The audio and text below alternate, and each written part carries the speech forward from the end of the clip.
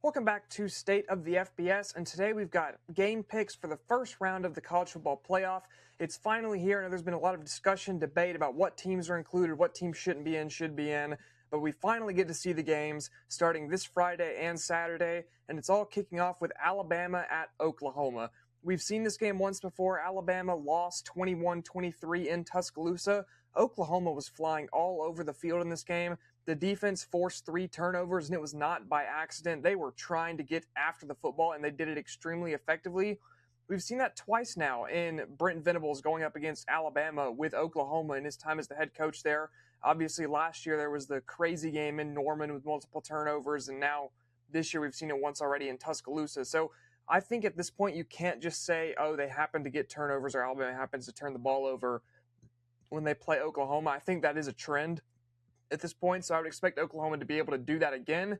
Last game, Alabama outgained Oklahoma 406 to 212, but when you turn the ball over 3 times, that doesn't matter as much. This game was also really the start of Ty Simpson's downward turn towards the end of the year, and I know there's been a lot of injury-related issues to Alabama as well. Parker Brailsford banged up, no Josh Cuevas recently, and then you've had Jam Miller banged up as well, which even though Alabama can't run the ball, he's their most effective pass catcher out of the backfield, so I do think that as well has hurt Simpson, but his just accuracy has really fallen off. His ability to process doesn't look like what it was at the start of the season, and you're going to need to get that back if you're Alabama. And I feel like these are some of the same things we were talking about with John Mateer at the start of the season, just for different reasons.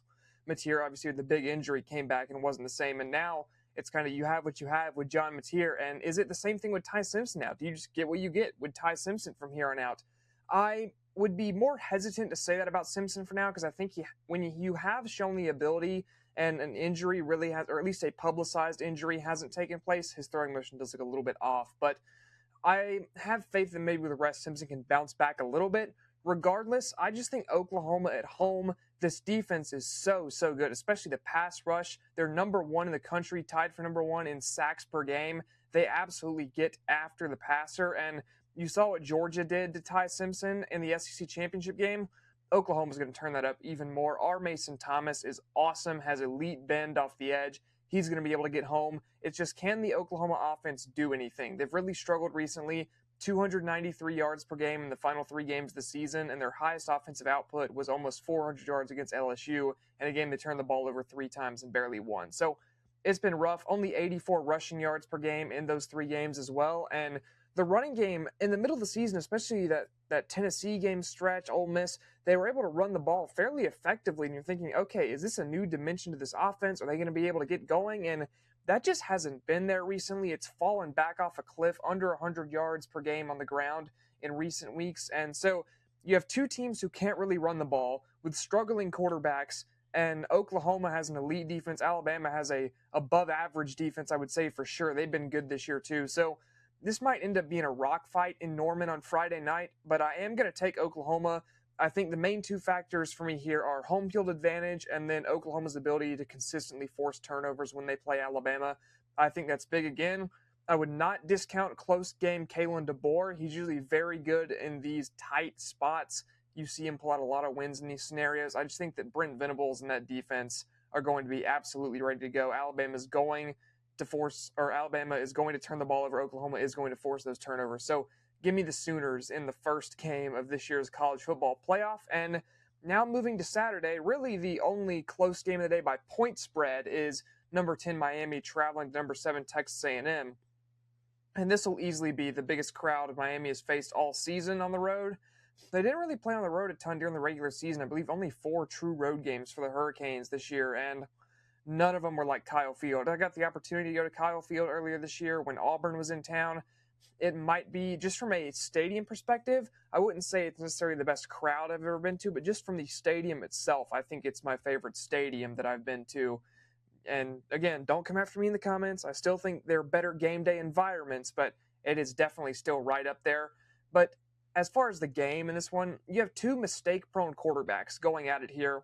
Marcel Reed, 25 touchdowns, 10 picks on the year. Carson Beck, 25 touchdowns, 10 picks on the year. So pretty even matchup, it would seem, on surface level, but in recent weeks, these quarterbacks have been trending in opposite directions. Marcel Reed has really struggled recently, had multiple turnovers versus Texas, 8 touchdowns to 4 picks in his last 4 games. It's been a little bit rough. And then for Carson Beck, 11 touchdowns and just 1 interception in that same time span. He has been awesome down the stretch. Malachi Toney continues to be an elite playmaking threat for this Hurricanes team. And you just wonder, will Carson Beck be able to stay at that level on the road in such a hostile environment?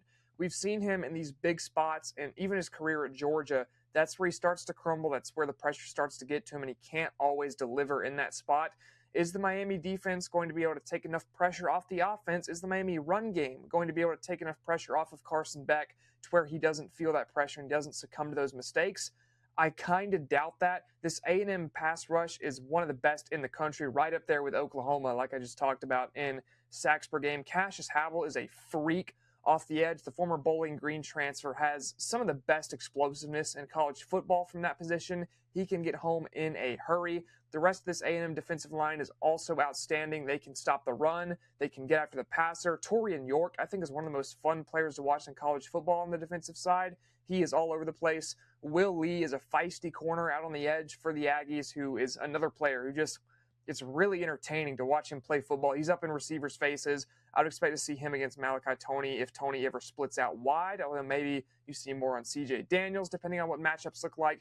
However, I think that this A&M defense, while it is extremely complete, it's not the only good defense in this game.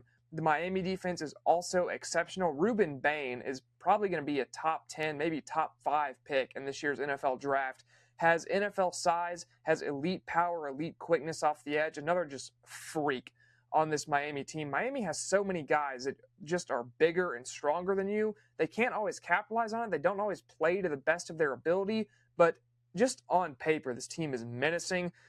Francis Mauigoa on the offensive line, one of the best tackles in college football. That'll be a fun matchup with the A&M pass rush, but I do think this comes down to who can beat the other team in more different ways, and I think A&M has the edge there.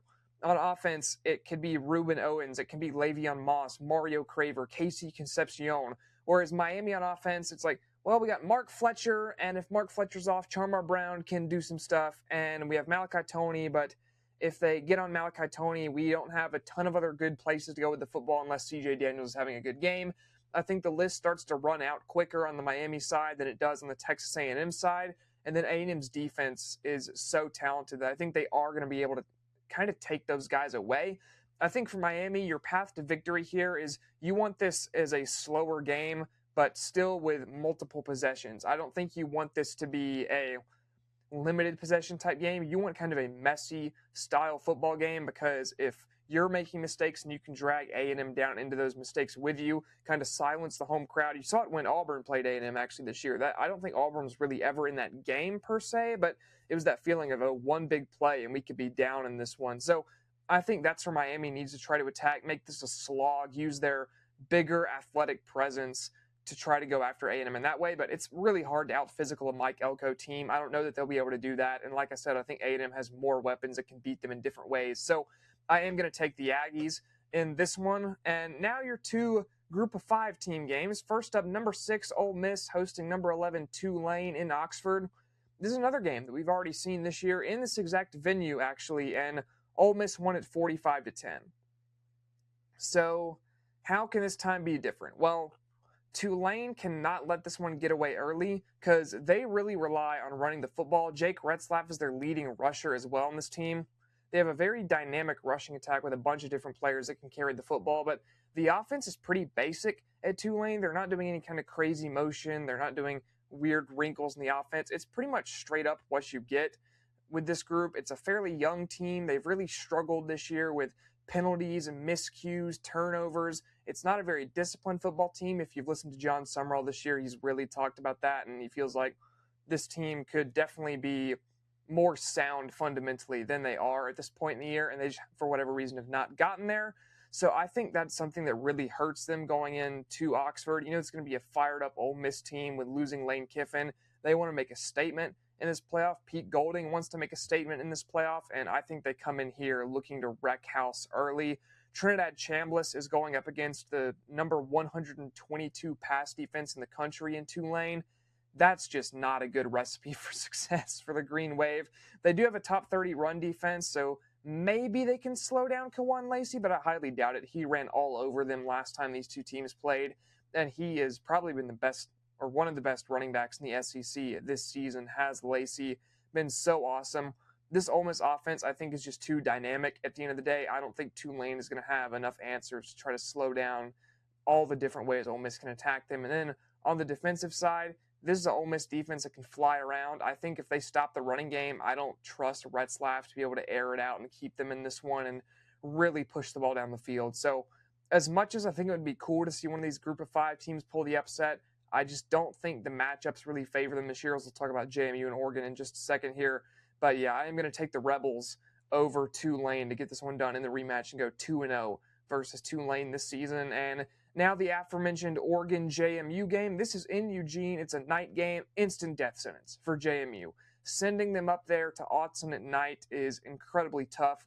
JMU, their offense runs through Wayne Knight on the ground. They're a top 10 rushing offense, but their passing offense is outside of the top 90 in the FBS. And Oregon has an elite run defense. You're just not going to be able to run the ball down their throat. And I think that really is the end of the book for JMU. They do not have the ability to attack through the air and pass down the field. And even if they'd been doing that versus Sunbelt competition at even an average rate, I still think the step up to the Oregon DBs would just be too big of a jump to make. So this is another team that drew, I think, an incredibly bad matchup. These two teams their JMU's style of football is not compatible with a game plan to beat Oregon this year, is what I'll say with that. And Oregon's also getting healthier receiver right now. Gary Bryant, DeCorian Moore, and Evan Stewart have all been practicing this week, which is great news for the Ducks moving forward. If those guys can get healthy, I think that unlocks a different level of this Oregon offense with their elite running game. Kenyon Sadiq, probably the best tight end in the country by NFL draft stock, even though you could say Eli Stower is more productive this year. But I personally would rather have Sadiq. He has been so elite this year for the Ducks. Dante Moore, there's a bunch of hype around him on, is he going to the draft? Is he coming back? Is Oregon getting a transfer QB? But right now, these are the games when the lights are the brightest on the playoff stage where you can really boost your draft stock. And I think that he will want to go out there and put up numbers. And this JMU pass defense is not exactly elite. I would say their total defense is good, but I just think they're really going to struggle against these athletic Oregon receivers, the Oregon run game, Dante Moore. It's just, I think, a little bit too much. I would say if JMU is going to pull the upset, what they need is a slow, condensed game. They need not many possessions. They need to keep this one close. They can continue running the ball. They need Wayne Knight to have a career day, and all that. You still have to find a way to beat Oregon in Autzen Stadium. I just don't think it's in the cards as much as, like I said, it would be cool to see one of these G5 teams go on a little bit of a run. The matchups just aren't good for them this year, and I think JMU is really going to struggle. So give me the Ducks in this one. But those are my picks for all 4 of the first round college football playoff games.